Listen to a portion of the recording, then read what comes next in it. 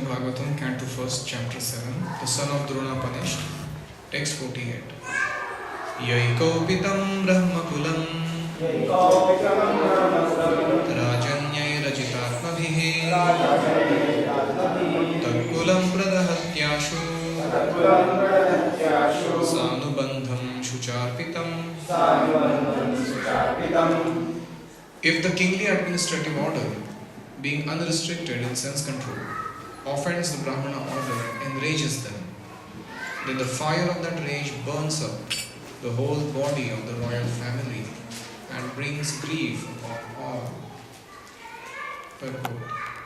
The Brahmana caste, the Brahmana order of society, or the spiritually advanced caste or community, and the members of such highly elevated families were always held in great esteem by the other subordinate castes, namely the administrative kingly order, the mercantile order, and the demons.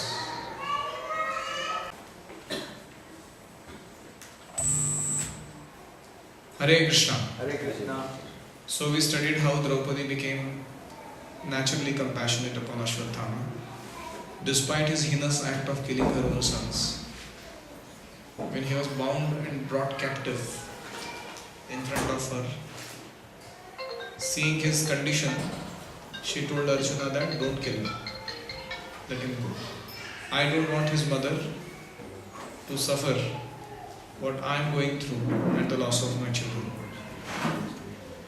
And last time we majorly discussed about what is the role of logic and emotion in spiritual life and how should we balance the two.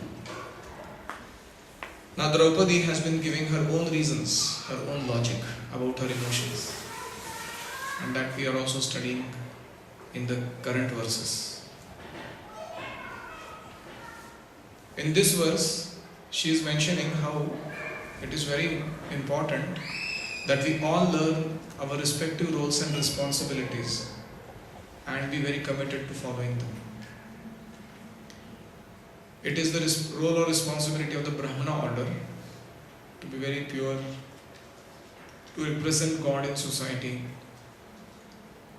and to be compassionate and be very, very self-giving for spiritual upliftment of others.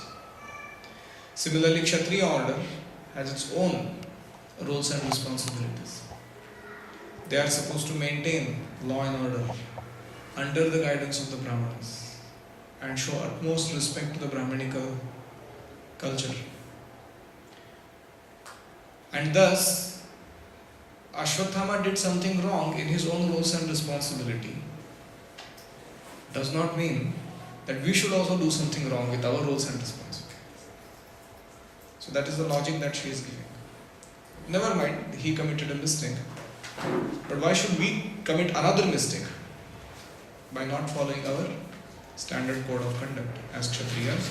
And so she is giving this reason. Kshatriyas are supposed to respect the Brahmanas, and if you become unrestricted in your self-control and you try and do something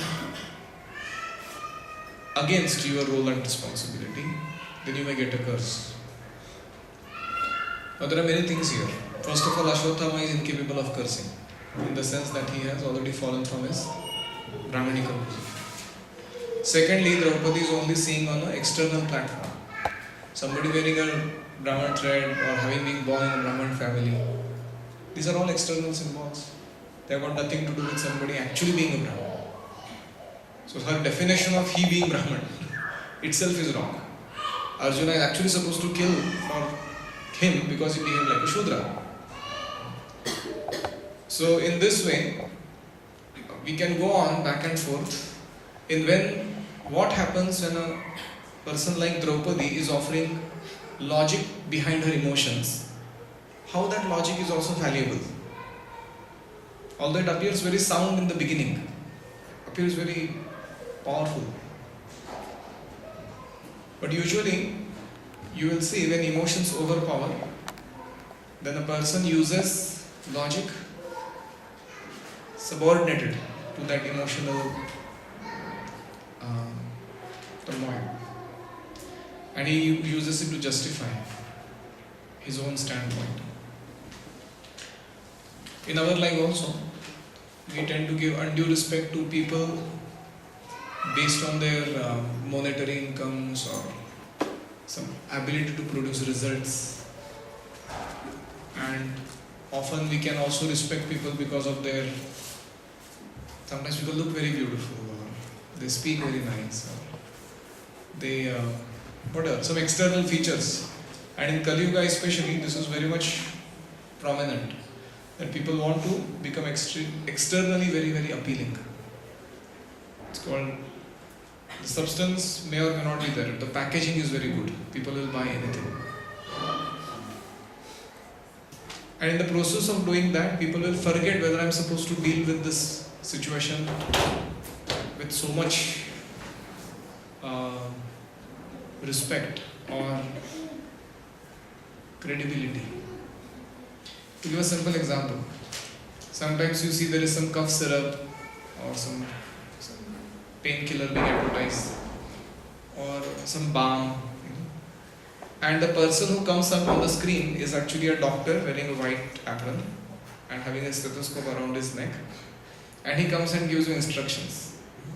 Do like this, do like that, and this toothbrush is the best, or that balm is the best. And often people do not have any clue whether he actually has any medical degree. He must be just a model who's been put up the dress. But people tend to immediately take on face value and accept the credibility of that person. So we should become careful with that in our personal spiritual life. It is not that we should discredit devotees who have done voluminous service or have produced great results. But at the same time, there may not be devotees with such accomplishments, but they may have qualities of a Vaishnava. They may be small-time contribution makers, but we should learn to appreciate and respect them also. The tendency to only appreciate somebody who gave, say, 10 lakh rupees, and then someone else who gave 1,000 rupees. If there is a distinction from our mindset, oh, he is great and he is not so great about this. But who knows, that person may be giving 10 lakh out of his 100 crore property, and this person may be giving 1,000 out of his 10,000 rupees salary. So Krishna doesn't see how much you give, but how much you hold back.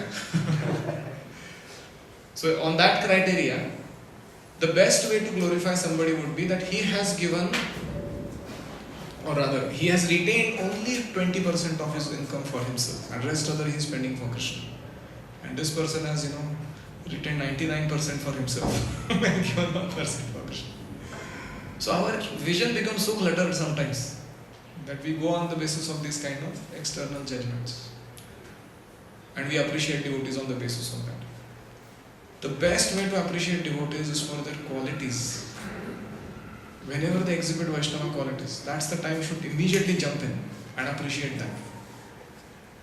Their contributions may or may not be that great. And that is why we are to become followers of our Lord, who is Bhavagrahi, Janardana.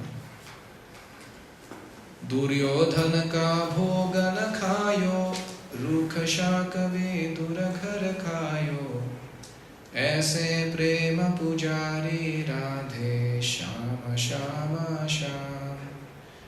So there also we are saying that Duryodhana had Chappan Bhog, gave a grand advertisement to Krishna. Krishna said nothing to him. You are envious of devotees. I am not going to eat at your hands. And he went and had from Vidurani the banana peels. Not even bananas. So that goes to show what kind of appreciation Lord has for his devotees and their service and their activity. Another important aspect, if there is a conflict where a devotee is not following his code of conduct,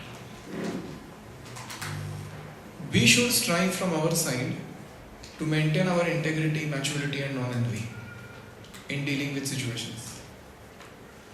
We should not say, she is not behaving with integrity, they are not showing any maturity, they are not non-envious, why should I compromise? I want to become tit for tat with them. No, that is test for them. Whether they pass or fail, that is between him and Krishna. But this is test for me in dealing with this situation. If I behave with these qualities, Krishna will surely become pleased with me. And keeping this in mind, we should deal with different types of so-called insults, injustices, or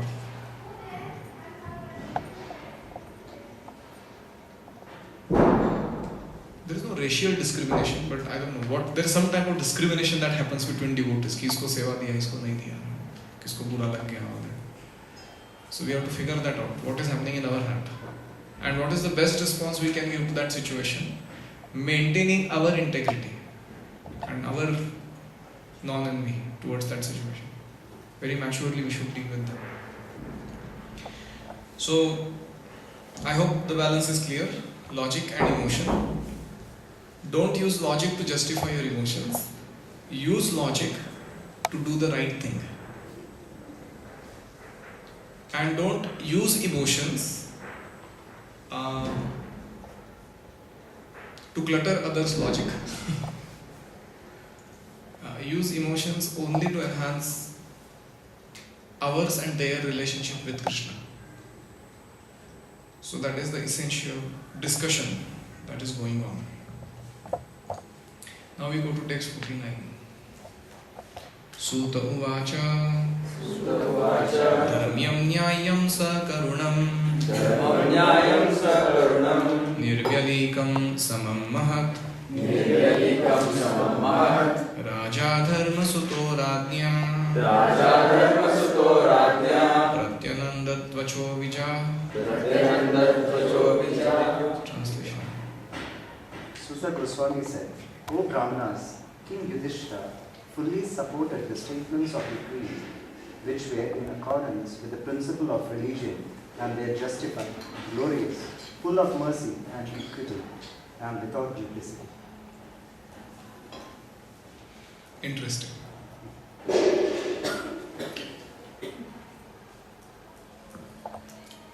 King Yudhishthira supports the statements of the queen, Radnya. Why? Dharmyam, accordance to the principle of religion, Nyayam, justified,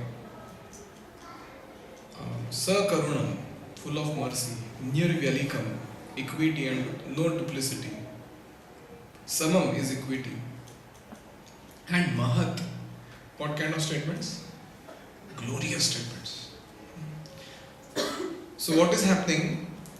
Yudhishthira Maharaj judges everything by virtue. And his understanding of good and evil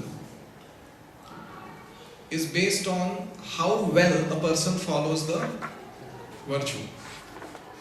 Often that virtue is morality of this world. First you have to become moral here, and then you talk about transcendental things. So sometimes we tend to think, Yudhishthira Maharaj, he's not following Krishna, he was doing his own thing all the time. It's not like that. He's purposefully like that. Just so that we learn our lesson, that without becoming morally sound, even in following the laws of this world, we cannot suddenly jump to the transcendental realm and become very, whatever we call transcendentally moral.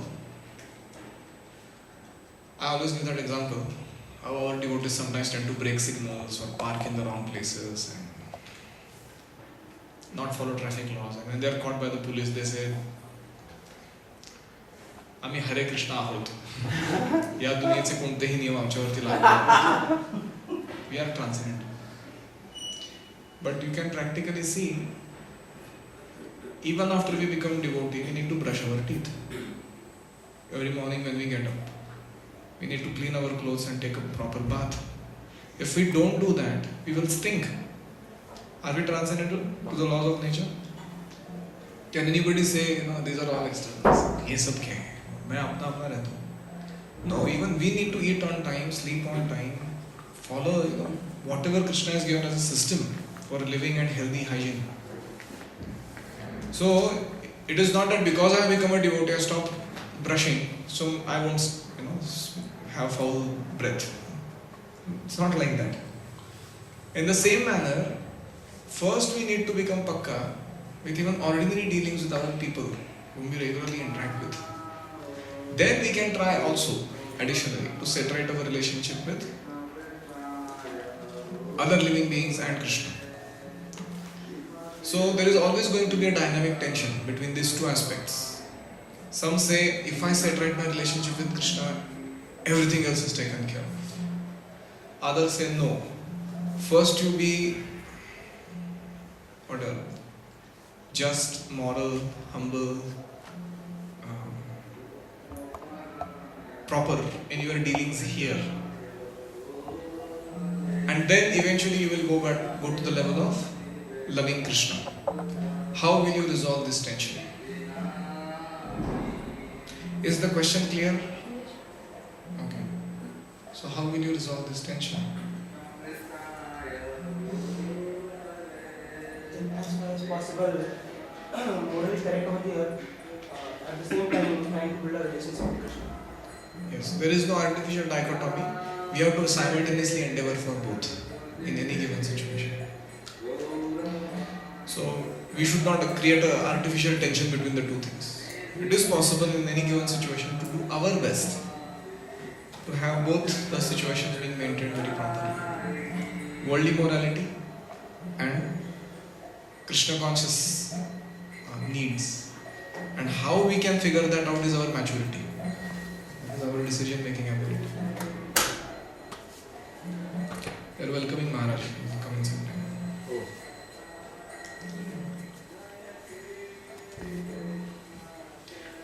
So any questions so far?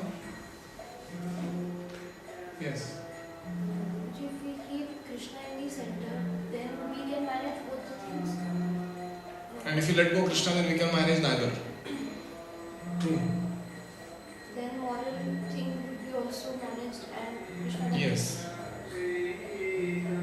See, morality of this world is compared to a candle. So the room is pitch dark. And you lit up even one candle, it has some illumination power to show you what is what and how to live there. And Krishna is compared to the sun. Even the candle gets its luminous intensity originally from the sun. So when Krishna rises in the life of a devotee, morality is already taken care of. That is imperative. That is the comparison. And we don't need this candle to see the sun. That is also another thing. We cannot tell our moral laws of conduct to Krishna, saying that you don't follow this. So, any other? There is a thin line between, you said that Draupadi, whatever she was saying at that time. So emotions, how can we differentiate? Because we feel we are not giving logic on our emotions. We feel that this is correct. That is why the correct thing which we are doing. So she must have also found the correct thing rather than emotions. There is a very thin line between our own emotions and what we feel it is correct. So how can we differentiate between them? That's what I discussed last time. There is thought and there is emotion. We cannot have a thought without accompanying emotion to it. You can think of it. You may become like a Mayavadi or a Brahmajnani who can analyze things so clear, crystal clear that that's thought, that's emotion, maybe possible. But in general, I am saying. So, we have to make sure that from our side, the thoughts that we are having are according to Guru Sadhu and Shastra. The emotions that we are having are also according to Guru Sadhu and Shastra. And that one can understand by staying with a great devotee of the Lord and seeing their role modeling, how they feel for something and where they are, how they make their decisions, how do they resolve issues which are of polar nature, contradictory things coming in their lives. So that is where we gain maturity. But in general, it is very difficult for us to exactly say what, even when we are saying I am convinced about it, that conviction, is it based on logic of Guru Sadhu Shastra? Or is it personal conviction based on the whatever, the mind being carried away by the emotions? So that thin line. Yes. So one point came up is, without reading, how will we know? We have to read Shastra. Otherwise, we won't know anything and we'll say, okay, we are doing right thing, and then emotion and logic will all masala. Yes. And we'll do anything, and then we'll say, oh, that is right. So reading, without reading, how will? That is why we are studying this pastime also. In our life to know कहाँ पे sentimental बनना है, कहाँ पे logical रहना है. And I personally think we say na tattva and rasa. Tattva is the logic side, rasa is the emotion side. And they are not contradictory in the sense they are meant to enhance each other. So tattva is like the column beam structure of a building, and rasa is like the interior decorations and the chandeliers and the paint and the whatever artifacts inside the rooms. So we need both to stay, right? If you just have a brick, not even brick, column beam structure of a building, and you are told no, occupy कर लो इस flat को अभी, तो हम बोलेंगे भैया इधर ना what did you stay? What a drab thing to stay inside, And if somebody says I have a first class interiors, but column beam structure हमको पता नहीं उसका कितना strong है, तुम try करो रह लो, तो हम बोलेंगे हम नहीं रहेंगे. So I'll just complete. So in our Krishna consciousness, it is better to begin from tattva and gradually go into the realm of emotion than to begin from emotion side and try and figure out what is tattva. Siddhanta boliya chitte na karah alas. When it comes to philosophical discussions, don't become lazy. Iha hoite Krishne lage sudrudha manas. And by that practice only can your consciousness become fixed upon Krishna. So in our movement we have both opportunities to study tattva and to study rasa vichar. So first we are taught you are not the body, your spirit, soul, Bhagavad Gita, the 5 truths. And then we build up Bhagavatam, CC. We go more and more and more in the realm of emotion. When you study the tattva, I feel sometimes as devotees we become slightly emotionally insensitive to other people's material miseries. You tend to think, well, that is their karma. Is that like the right emotion, or you're supposed to feel that karma and daya even for our material circumstances? Yes. Very good question. When we study tattva, we tend to become hard-hearted, and for others' material misery, we tend to give a very purely logical approach, which is lacking any kind of emotion. Like say for example, if a devotee is sick and is having fever, we want him to be exemplary in attending Mangal Arati. We tell them, you are not the body, your spirit, soul. We forgot how to deal with that situation. So she is asking, how should we get that right balance at such a stage? Right? So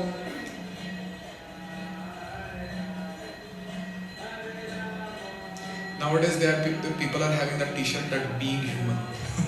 सब जगह दिखाई पड़ता है being human. So my interpretation of that is this: is that it's like devotee in the stage of first becoming a human. We are so crude even now. In the beginning stages, we are although animalistic often in our whatever choices and interactions. We suddenly want to jump to the stage of transcendence in dealings. So being human means what? You come to the stage of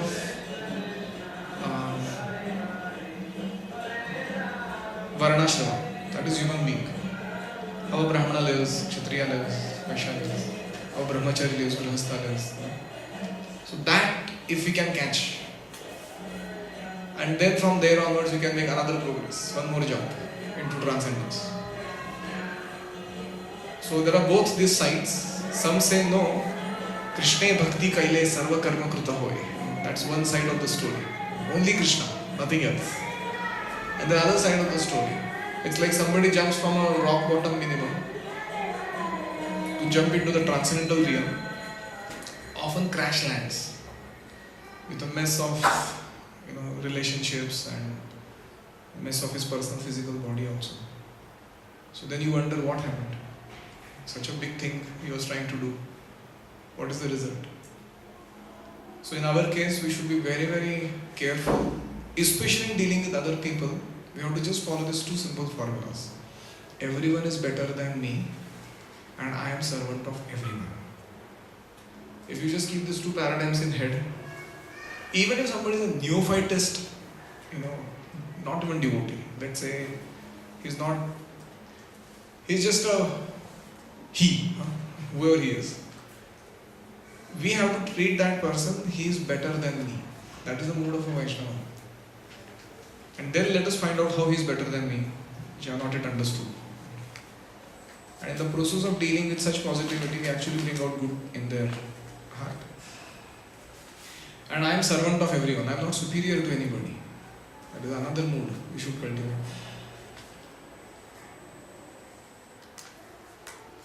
On another practical level, we should also think that I am representing my guru or superiors to these persons who I am interacting with. How would they deal with them if they were in my place? That's a good question to ask. And then deal accordingly with that person. So we have no compassion, but we can act as instruments of compassion, of somebody else who has compassion.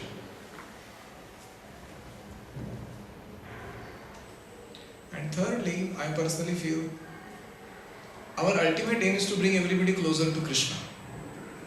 But in the process of making them do that, we have to give them a lot of bribe, so to say. Like children also, parents have great experience with that. They want to make them do something. They know how to take that detour, purposeful detour, go somewhere and do something and come back again on the mainstream. So we need a little more ability to do that.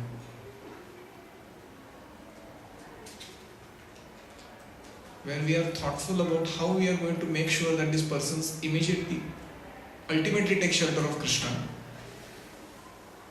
and we take them through the path, just like scriptures are. Ultimate goal of scriptures is surrender to Krishna.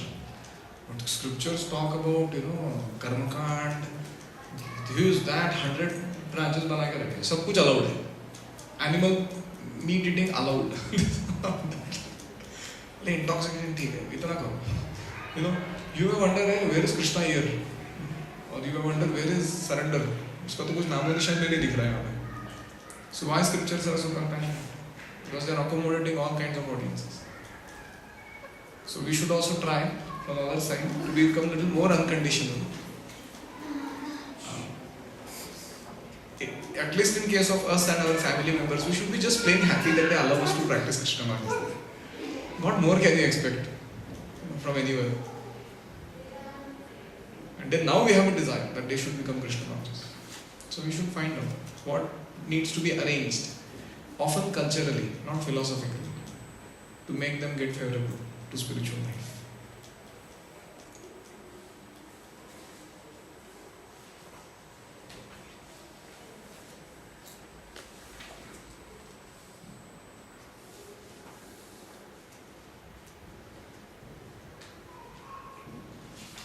Prabhupada gives a wonderful purport to all this. He says,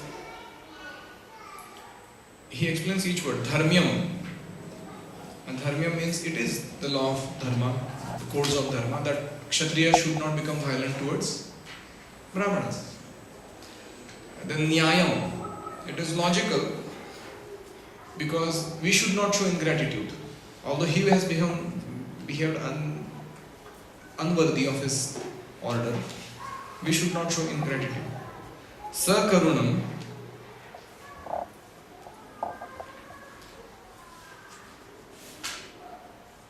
because I don't want another lady to be put into the grief of losing her son. Sakarunam. Then Nirvyalikam, because she also had knowledge of what is happening around. the whole situation. Then Samam, because she spoke out of her personal experience. A barren woman cannot understand the grief of a mother. Draupadi was herself a mother, and therefore her calculation of depth of Krupi's grief was quite to the point. Samam. And Mahat, because she wanted to show proper respect to a great family.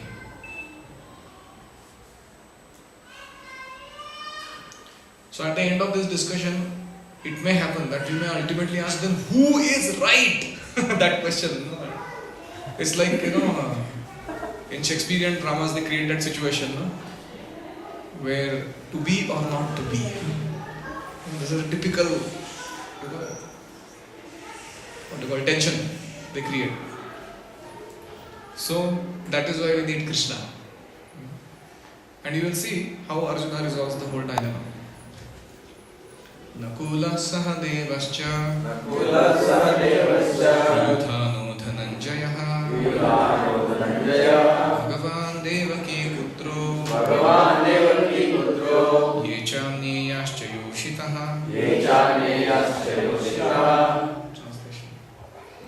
Nakula and Sahadev, the younger brothers of the king, and Satyaki, Arjun, the personality of God had Lord Shri Krishna, son of Devaki, and the ladies and others all unanimously agreed with the king. So who all agreed with the king, Yudhishthir? Nakul, Sahadev, Satyaki, Arjuna, Krishna, the ladies and others. Now comes Bhima. One man show. Tatraha marshito bhimaha tasya shreyan vadhasprutaha bharturnatmanascharthe yohan suptan shishunvrutha. Translation. Bhima, however, disagreed with them and recommended killing this culprit, who, in an angry mood, had murdered sleeping children for no purpose and for neither his nor his master's interest.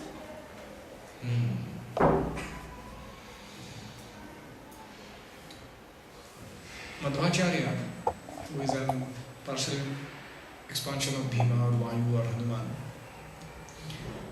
Bhima reappeared as Madhvacharya just because many a times the character of Bhima and the Pandavas and of course that of Krishna has been misinterpreted by many commentators. And when Madhvacharya appeared, he wrote Mahabharata Tatparya Nirnaya. Huge commentaries on various controversies of Mahabharata. And his central theme there is how Bhima, being Vayu, is a pure devotee.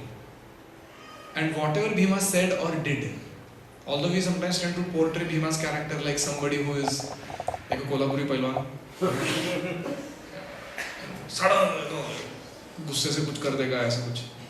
Madhvacharya actually very thoroughly analyzes Bhima's words and actions and proves how he is actually very correct according to everything, Guru, Sadhu, Shastra, everything, in his approach to whatever he is doing. And his love, Bhima's love for Krishna is very nicely brought out in the commentaries of Madhvacharya. So some other day we will study Mahabharata. I don't know when. Mahabharata has got 110,000 verses. We'll finish 18,000 first and then we'll go there. So the point I'm making is, Bhima is a pure devotee and his words and actions carry weight because he also is based firmly his arguments on Guru, Sadhu and Shastra. Nishamya Bhima Gaditam Draupadyascha Chaturbhujaha Alokya Vadanam Sakhyuhu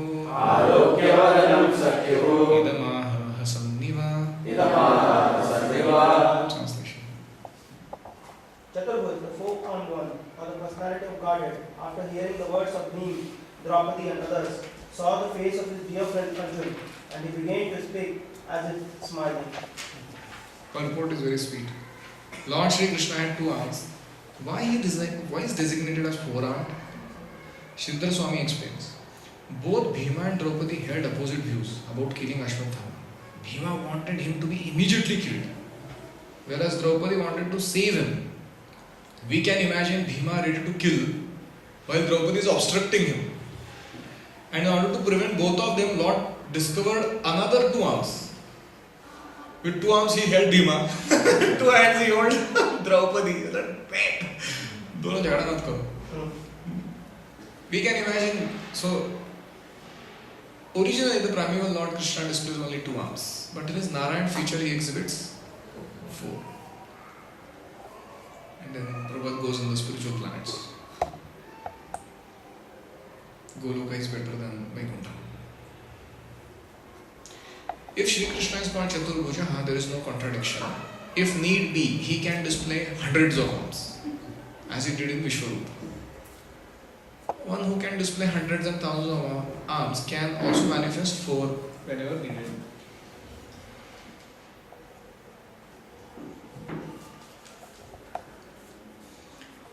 And you can imagine the scene. Bhima is a powerful Kshatriya. He is approaching. Oh, क्या discussion क्या कर रहे हैं आप लोग? That is his point. He is there just to kill.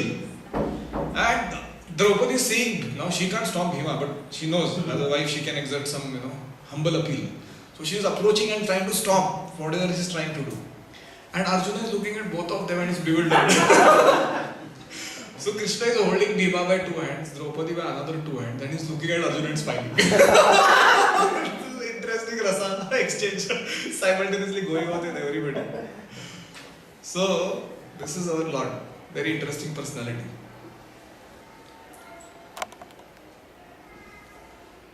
So Lord voluntarily took up the matter just to make a solution, and he was smiling also.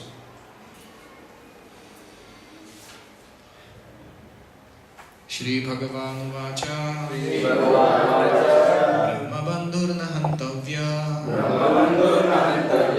Atataye Vadharhanaha Mayaivo Bhayamamnatam Paripahi Anushasanam Guru Pratishrutam Satyam Yat Santvayata Priyam Priyam cha Bhimasenasya Panchalyamayamevacha Translation. The personality of God, Sri Krishna said, a friend of a Brahman is not to be killed, but if he is wicked, he must be killed. All these rulings are in the scriptures, and you should act accordingly.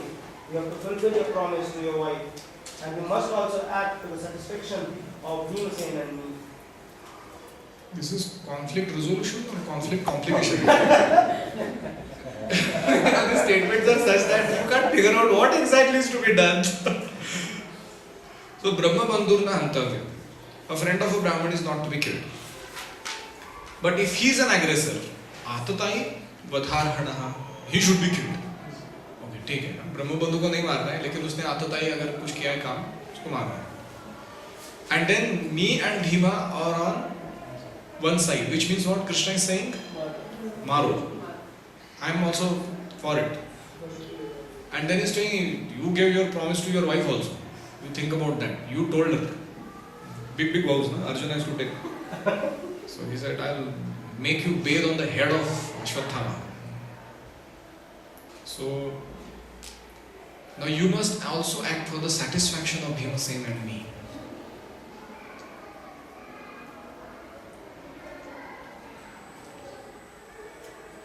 Now, you see Arjuna, what kind of person he must be. You know, in our life, if two people are demanding two contradictory things, we don't know what to do. In family situations or... So typically they say, husband becomes a chutney between his mother and wife. Or whatever. Mothers become chutney between the two children that they have. The one wants one thing, the other wants another thing. So we have experience like this. Arjuna's situation, here is a test presented by the Supreme Lord himself. how would Arjuna act in this situation? And you will see how Arjuna acts soon. Suta uvacha Arjuna sahasajnaya Harer hardamathasina Vaninjahara murdhanyam Dvijasya sahamurdhajam. Translation. Just then, Arjuna could understand the motive of the Lord by his equivocal orders, and thus with his sword, he severed both hair and jewel from the head of Ashwatthama. Contradictory orders of different persons are impossible to carry out. Therefore, a compromise was selected by Arjuna by his sharp intelligence. He separated the jewel from the head of Ashwatthama.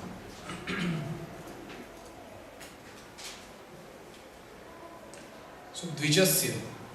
Here, Ashwatthama is indicated as twice born, not Dvijabandhu. Dvija. Certainly, he was twice born, but he fell down from his position and therefore he was properly punished. So, Ashwatthama was born with that jewel in his forehead, which was a kind of very interesting ornament to have. And simply by seeing that kind of a personality, people would regard him in higher position. Because it's unusual, somebody comes to in front of him and he's got embedded jewel in his forehead. So, wow. Interesting person. So, certainly it must have been a sense of, what do you call it, a dignity for Ashwatthama that he has such a stature. And in general also, if you belong to some high family, we also have some, that, what they call, Khandan ki izzat ka sawal hai, kind of feeling in the heart. So what did Arjuna do? He did two things. He took away that jewel, which made a permanent wound in his forehead. And secondly, he completely discredited him by showing a lot of disrespect, which in the next verse we will see. And by these two acts, he destroyed his pride of having the jewel and also the caste that he possesses. Because for a Brahmana, even one word is enough to punish. What to speak of actually insulting with physical, things that you do to them. And because of that, what is going to happen to Ashwatthama's heart? He is going to become त्याला मराठीमध्ये मेल्याहून मेल्यासारखं, which means Worse than death. Worse than death. It's worse than death for him to be treated like that. But I'm better if you would have killed him. So in this way, in the next verse, the further punishment comes. Vimucharashana baddham balhatya hataprabham tejasamaninahinam shibiranirayapayat. Translation. He, Ashwatthama, had already lost his bodily lustre due to infanticide. And now, moreover, having lost the jewel from his forehead, from his head, he lost even more strength. Thus, he was unbound and driven out of the camp. Thus being insulted and humiliated, Ashwatthama was simultaneously killed and not killed by the intelligence of Lord Krishna and Arjuna.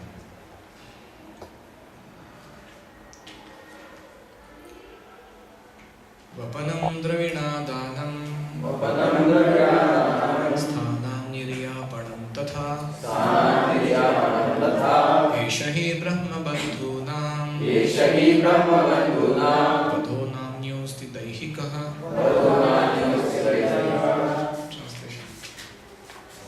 Cutting the hair from his head, depriving him of his wealth, and driving him from his residence are the prescribed punishments for the related of the Brahmana. There is no injunction for killing the body. So cutting the hair from the head, depriving of his wealth, and driving out from his residence. These are punishments for Dvijabandhu.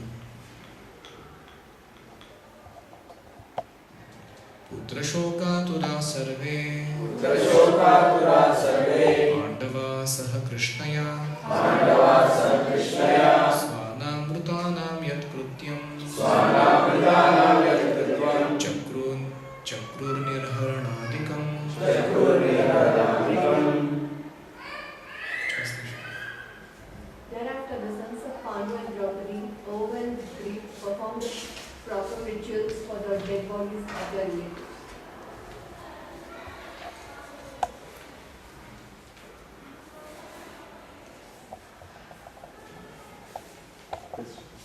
Just like we say, the greatness of a person has to be estimated by his or her ability to tolerate provoking situations.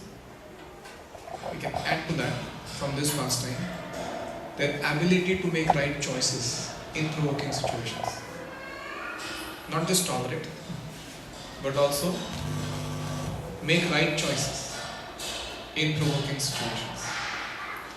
And we see how Arjuna passed the test of Krishna. So now I want you to take a minute to think of an event in your life where you were put across this to be or not to be type of a situation. Some very intensely emotional situation. Think of it. And also think of what were the decisions you made to resolve that situation.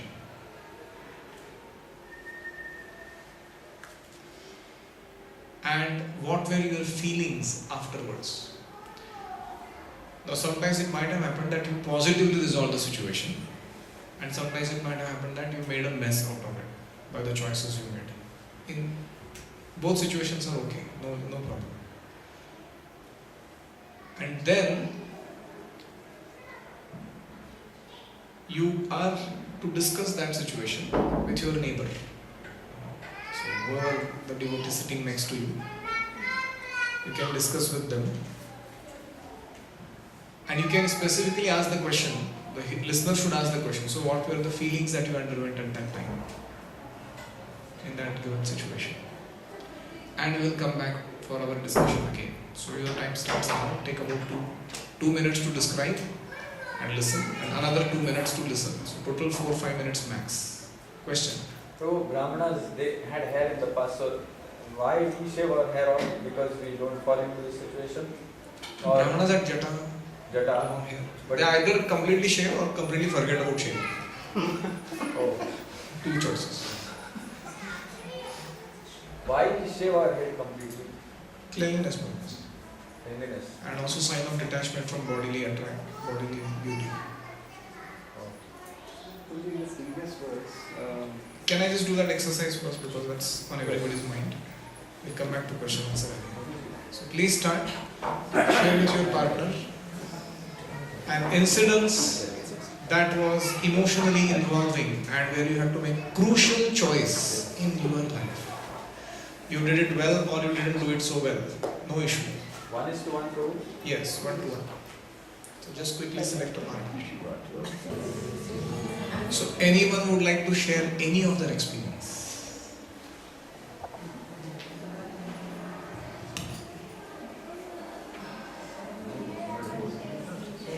Okay. No, own. You cannot.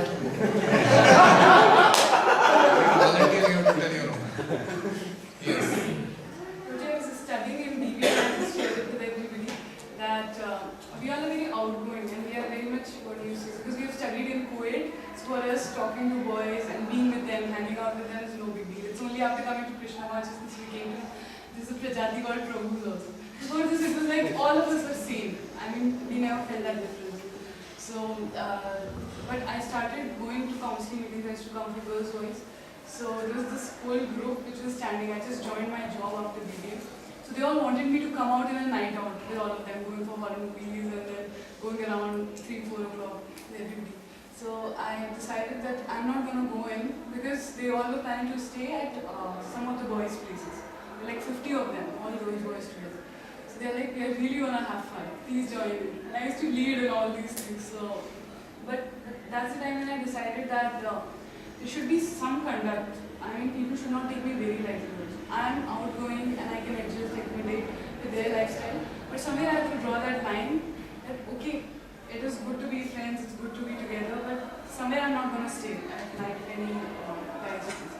I made it a point, so 35 of them were forcing, and I said no to all of them. I broke so many hearts, they were very disappointing. But I felt nice after that. I came back to my counselor and told them that I don't know for them, they have. So what were your feelings I after you did that? felt alone also probably. There were times when I used to feel all alone because people start rejecting you. They feel that you were there, you were so much alive, you had that thing, and now that spark is going off, of having fun, of being together. But at the same time, so there were times when you'll sit alone in the canteen, have food all alone, because nobody else wants to be with you because you did not. But at the same time, somewhere you see people appreciate you also. They feel that they cannot take you lightly. This is in long-term interactions with them. Yeah, you're nice, but you have your own principles which we really cannot do. So maybe in long run, this is true with parents also. When you stop eating onion garlic, initially there will be a havoc in the house. And everything else comes in place, everything is fine. So much we can do. So it was a feeling of loneliness and leading to eventual confidence. And what general principles you can draw out of that? What did you learn from this whole experience? But there'll be so many times when there'll be little temptations here and there. People will come, ideas will come. We have resources also. Our parents have left us with a bank balance. They don't check where we spend. I mean, they really trust us. So somewhere we have to draw that line. That Krishna has given so many resources, and he has given such parents who trust us. If we misuse everything, it will be like somewhere. It's a rebellion feeling. Why when people are loving us so much, can we not give them little love back? And can we not be trustworthy? Parents are putting in so much of trust. They can just close their eyes and say, we know you're not going to do anything wrong. They have so much of faith. So, can we not keep their faith? Just to keep their faith, to keep their love intact, we sometimes follow through. Powerful. So next time if similar situation arises, where your friendship on one hand and your Krishna conscious principles on another hand, what things you will keep in mind to make a wise decision? I think, Prabhuji, laying a line beforehand, drawing some kind of things that maybe she's a little different from the very starting of a relationship, it really helps. Because with me it happened that I came into Krishna consciousness after making my friends. So they saw me before and after. So they did not like it so much. Somewhere now those who meet me, they have a different set of expectations. That maybe some things she's really good at, she's going to be there. Some things she won't be able to be there. So set a protocol right in the beginning of starting a relationship. What else? I'm asking another situation where let's say already a relationship does exist, and you are facing this situation where their needs and interests versus your Krishna conscious principles have a clash. What would you do? I think I have learned to say a polite no. That I'm ready to give in wherever I feel I can really help you all. But wherever I am really getting harmed when it comes to my personal spiritual life, I don't give in. Something like that. Hari Bol. I'm so happy to hear these connections.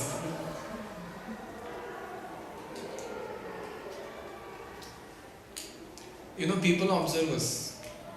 Do we put principles before pleasures? Or pleasures before principles? And they observe us for this for a long duration of time before we again become trustworthy in their eyes. The emotional, give and take will soon evaporate. Even if we give in to pleasures along with them, because we know relationship clashes are abundance. When you get into this kind of lifestyle and friendship. But nevertheless, they keep observing you year after year after year sometimes.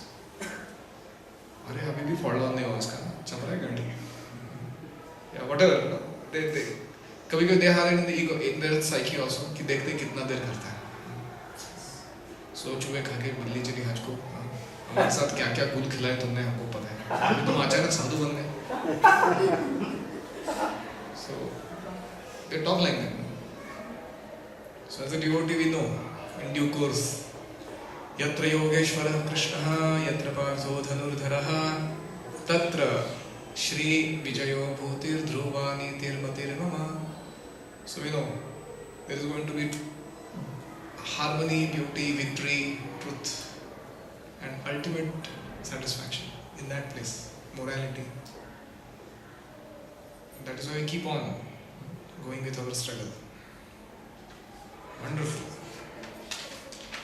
So we go to the next chapter, chapter number 8. One question. Question. In the previous verse, Krishna is also agreeing with others.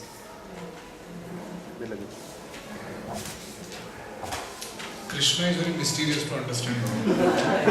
What exactly is trying to do? Krishna was with Yudhishthir. He was very clearly with Yudhishthir. He didn't agree with Bhim, but he said you have to Bhim and Bhim. That's what I told you, whether it is conflict resolution or conflict complication, you don't know what is he exactly doing. When the Chatushkovaras go in the Vaikuntha Loka and they eventually curse Jai Vijay for not allowing to enter. Then Lord Vishnu comes and he speaks such enigmatic words. It appears he is highly glorifying, the Chatushkumaras, and then he is telling, they are so dear to me, Jai Vijay, that I can lop off my arms, for their mistake. And the Chatushkumar is not getting ये chastisement मिल रहा है कि ये appreciation हो रहा है कि उसका glorification चल रहा है कि हमको condemn किया जा रहा है क्या कर रहे हैं भगवान they are completely bewildered. So but then he answers. Huh? He answers also. He says you didn't do the wrong thing, they didn't do it was because of me, both of you are doing what you do.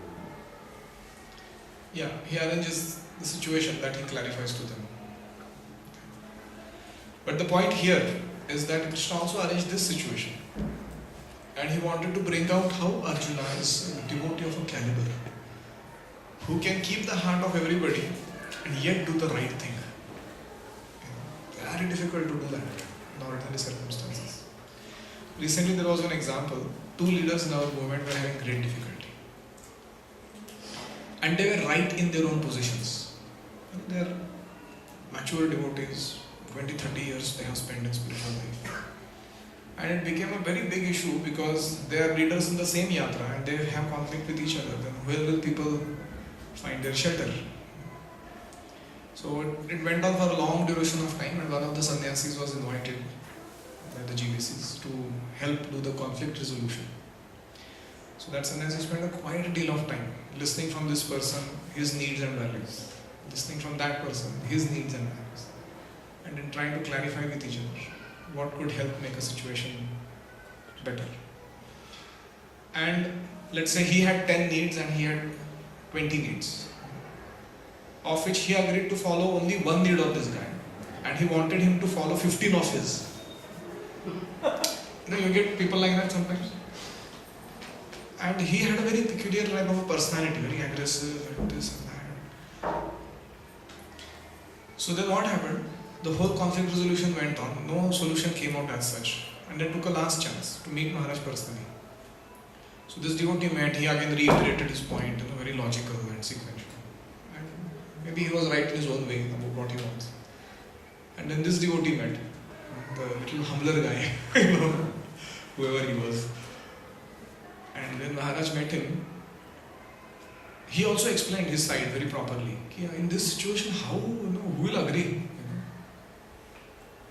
And the next day when they finally met with each other, this devotee humbled himself and agreed that I will fulfill your 15 needs and you fulfill one of this.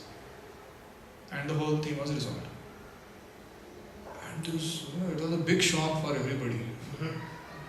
They called this devotee, बोले क्या हो गया भाई तुमको इतने सालों से तुम अपना ढाल तलवार लेके लड़ रहा था अपना point पे. He said, seeing the face of the sannyasi being so aggrieved that somebody in the mission of Prabhupada is not willing to cooperate, I was so disturbed that just for his pleasure I agreed to whatever this guy wants to do. I don't want him to unnecessarily have a hard problem. And then he said, although this conflict resolution person didn't mention to me But spontaneously this pastime of Pruthu Maharaj and Indra came in my heart. Where Indra had performed 100 Ashwametha and Pruthu was about to perform 100th. And there was a going on issue between them. And then when Lord Vishnu appeared, Lord Brahma told Pruthu not to do the 100th sacrifice. And he didn't do it. And that's why Lord Vishnu appeared in that situation. I said I had similar hopes.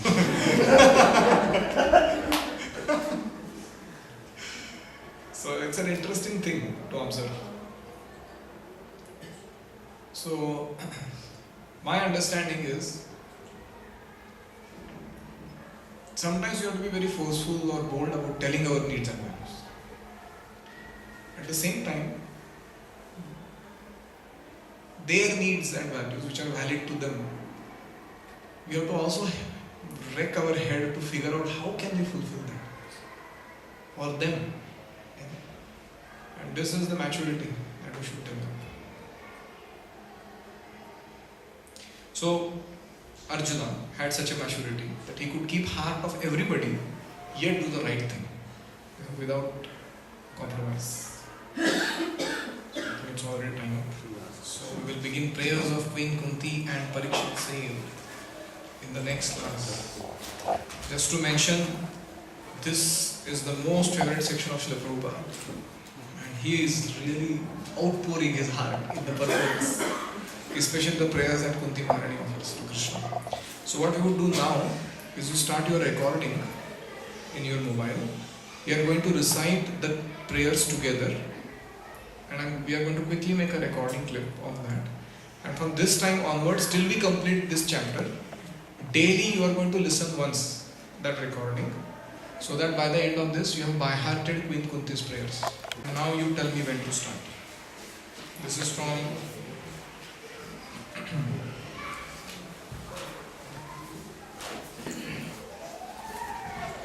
text 18, chapter 8.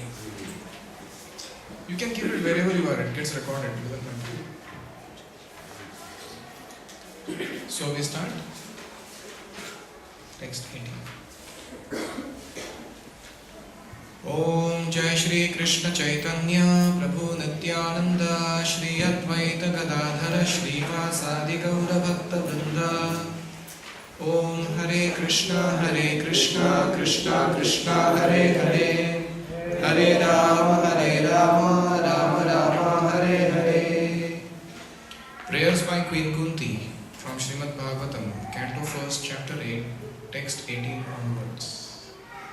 Kunti uvacha namasye purusham tvadyam ishwaram prakruteh param alaksham sarvabhutanam antarbahiravastitam maya javanikachannam अज्ञाधोक्षजमव्ययम् न लक्ष्यसे मूढदृशा नटो नाट्यधरो यथा तथा परमहंसानां मुनीनां अमलात्मनां भक्तियोगविधानार्थं कथं पश्येमहि स्त्रियः कृष्णाय वासुदेवाय देवकीनन्दनाय च नन्दगोपकुमाराय गोविन्दाय नमः पंकजनाभाय नमः पंकजमालिने नमः पंकजनेत्राय नमस्ते पंकजाग्रये यथा ऋषिकेशखलेन देवकी कंसेन रुद्धाति चिरं शुचार्पिता विमोचिताहं च सहात्मजा विभो त्वयैव नाथेन मुहुर्विपद्गणात् विशालमहाग्ने पुरुषाद दर्शनात् असत्सभाया वनवासकृच्छ्रतः मृधेनेकमहारथास्त्रतो द्रौण्यस्ततश्चास्म हरेभिरक्षिताः विपदः सन्तु ताः शश्वत् तत्र तत्र जगद्गुरो भवतो दर्शनं यत् स्यात् अपुनर्भवदर्शनम् जन्मैश्वर्यश्रुतश्रीभिर्एधमानमदः पुमान् नैवार्हत्यभिधातुं वै त्वामकिञ्चन गोचरम् नमो अकिञ्चन वित्ताय निवृत्तगुणवृत्तये आत्मा रामाय शान्ताय कैवल्यापतये नमः। मन्ये त्वां कालमीशानाम् अनादिनिधनं विभुं समं चलन्तं सर्वत्र भूतानां यन्मिथः कलिः। न वेद कश्चित् भगवंश्चिकीर्षितं तवेह मानस्य नृणां विडम्बनम्। न यस्य कश्चित् दयितोऽस्ति कर्हिचित् द्वेष्यश्च यस्मिन् विषमामतिर्नृणाम्। जन्म कर्म च विश्वात्मन् अजस्या कर्तुरात्मनः तिर्यं ऋषीषु यादस्सु तदत्यन्तविडम्बनम्। गोप्या ददे त्वयि कृतागसिदामतावत् याते दशाश्रुकलिलाञ्जनसम्भ्रमाक्षम्। वक्त्रं निनीय भयभावनया स्थितस्य स मां विमोहयति धीरपि यद्बिभेति। केचिदाहुरजं जातं पुण्यश्लोकस्य कीर्तये यदो प्रियस्यान्ववाये मलयस्येव चन्दनम्। अपरे वसुदेवस्य देवक्यां याचितोऽभ्यगात् अजस्त्वमस्य क्षेमाय वधाय च सुरद्विषाम्। भारावतारणायान्ये भुवो नाव इवो दधौ सीदन्त्या भूरिभारेण जातो ह्यात्मभुवार्थितः। भवेस्मिन् क्लिश्यमानानाम् अविद्या कामकर्मभिः श्रवणस्मरणार्हाणि करिष्यन्निति केचन। शृण्वन्ति गायन्ति गृह्णन्त्यभीक्ष्णशः स्मरन्ति नन्दन्ति तवेहितं जनाः। त एव पश्यन्त्यचिरेण तावकं भवप्रवाहो परमं पदाम्बुजम्। अप्यद्यनस्त्वं स्वकृते हितप्रभो जिहाससि स्वित्सुहृदोऽनुजीविनः। येषां न चान्यद्भवतः पदाम्बुजात् परायणं राजसुयोजितां हसाम्। केवयं नामरूपाभ्यां यदुभिः सह पाण्डवा भवतो दर्शनं यर्हि ऋषिकाणामिवेशितुः। नेयं शोभिष्यते तत्र यथेदानीं गदाधर त्वत्पदैरङ्किता भाति स्वलक्षणविलक्षितैः। इमे जनपदा स्पृद्धा सुपक्वौषधिविरूधः वनाद्रिनदी उदन्वन्तो येन्दते तव वीक्षितैः। अथ विश्वेश विश्वात्मन् विश्वमूर्ते स्वकेषु मे स्नेहपाशमिमं छिन्धि दृढं पाण्डुषु कृष्णिषु। त्वयि मे अनन्यविषया मतिर्मधुपते सकृत् रतिम् उद्वहता दग्धा गङ्गेवौघम् उदन्वती। श्रीकृष्ण कृष्ण वृष्णि श्रीकृष्ण कृष्ण सख वृष्णि वृषभावनिधृक् राजन्यवंशदहनानपवर्गवीर्य गोविन्द गोद्विजसुरार्तिहरावतार योगेश्वराखिल गुरो भगवन् नमस्ते। हरे कृष्णा कृष्णा कृष्णा हरे हरे हरे राम राम राम हरे हरे। कुंती महारानी की जय।